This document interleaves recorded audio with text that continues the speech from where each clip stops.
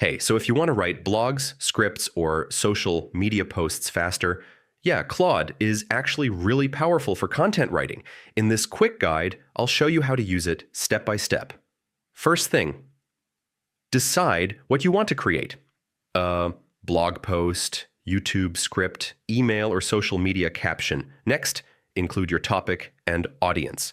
So tell Claude who you're writing for, like beginners, students, or professionals. All right, define the tone. I mean, friendly, professional, casual, or persuasive, depending on your content. Now ask for structure. You can request headings, bullet points, or step-by-step format to make your content cleaner. Next, generate the first draft. So don't worry about perfection at this stage. Just get the content out. All right, refine it. I mean, ask Claude to shorten, simplify, or make it more engaging. And yeah, you can repurpose content, turn one blog into a script, or turn a script into social posts. So that's how you use Claude AI for content writing. Once you learn this, you can create content much faster with less effort.